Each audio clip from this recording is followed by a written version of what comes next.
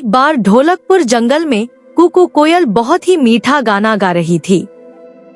मैं हूँ कुकू कोयल, गाती हूँ सुंदर मीठा मीठा गाना। तुम सब भी सुनकर आ जाना, आ जाना, आ जाना। उसकी आवाज दूर दूर तक सबको सुनाई दे रही थी। तभी उसकी आवाज सुनकर एक जादूगर वहां आता है और उससे कहता है, वाह कुकू कोयल, तुम्हारी आवाज तो बहुत मीठी है, बिल्कुल खरा सोना है। सोना? हाँ। तभी जादूगर आबरा का डाबरा बोलता और कुकू कोयल से कहता है, तुम अब से जब भी गाना गाओगी और गाते समय अगर तुम्हारे मुंह से एक भी बूंद पानी की नीचे गिर गई तो वो बूंद सोने में बदल जाएगी। लेकिन तुम्हें एक बात का हमेशा ख्याल रखना होगा कि तुम कभी ऐसे लोगों के सामने नहीं गाना जो तुमको किसी भी तरह से नुकसान पहुंचाएं। ऐसा बोलने के बाद जादूगर वहां से चला जाता है। इधर कुकू कोयल फिर से गाना गाने लगती है। तभी वहां पर चंपा लोमड़ी आती है और वो कुकू कोयल का गाना सुनने लगती है। गाना गाते गाते कुकू कोयल के मुहर से पानी गिरता है। पानी के नीचे गिरते ही वो सोने में बदल जाता है।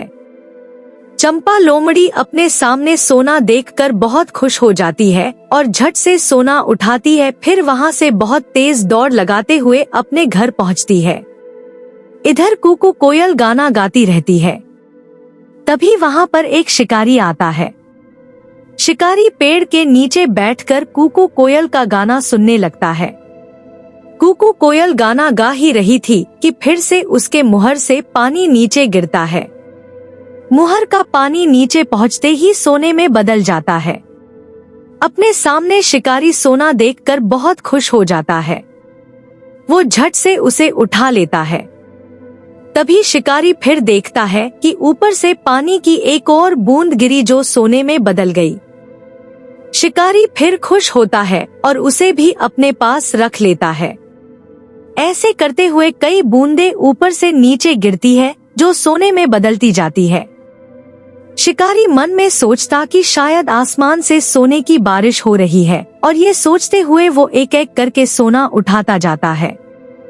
तभी शिकारी की नजर गाना गा रही कुकू कोयल पर जाती है और वो देखता है कि ये सोने वाला पानी तो कुकू कोयल के मुहर से निकल रहा।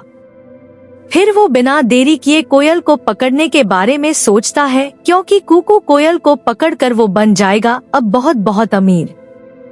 इधर कुकू कोयल गाना गाने में इतना खो जाती है कि उसे इस बात का भी ध्यान नहीं रहता कि उसके आसपास कौन है।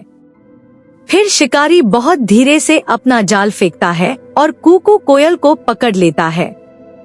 जाल में फंसते ही कुकू कोयल कहती है, धत्तेरी की ये क्या कर बैठी मैं। जादूगर ने कहा भी था मुझसे कि आपने आसपास के लोगों से बचकर रहना। अब देखो मैंने अपनी लापरवाही के चक्कर में क्या कर लिया, जाल में फंस गई। इधर कुकू कोयल को ले जाते हुए शिकारी अपने मन में सोचता है कि क्यों न इस कोयल को राजा को ही दे दूं। अगर राजा को दे दिया तो राजा इसके बदले मुझे राजमहल में रहने देंगे, फिर पूरी जिंदगी आराम से बीतेगी मेरी।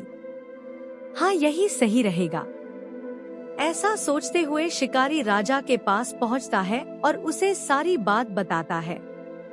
राजा कोयल को लेने और उसके बदले शिकारी को अपने राज्य महल में रहने देने की बात मान जाता है। तभी वहां पर राजा का मंत्री आता है और उससे बोलता है कि महाराज, ये शिकारी झूठ बोल रहा। आपने कभी सुना या देखा भी है क्या किसी चिड़िया के मुहर से सोना निकले? भाई मैंने तो नहीं देखा। मंत्री की बात सुनकर राजा शिकारी से कहता है कि पहले मुझे सोना दिखाओ। आखिर ये कोयल कैसे सोना निकालती है, मैं भी तो देखूं। राजा की बात सुनकर शिकारी कोयल से गाना गाने को कहता है, लेकिन कोयल तो इस बार कोई गलती नहीं करना चाहती थी, इसलिए वो अपना मुहर ही नहीं खोलती। शिकारी के बहुत बार कहने पर भी जब कोयल गाना नहीं गाती तब राजा को ये सब देखकर गुस्सा आ जाता है और वो अपने सिपाहियों से कहकर कोयल को जाल से निकाल देता है और शिकारी को पकड़ लेता है।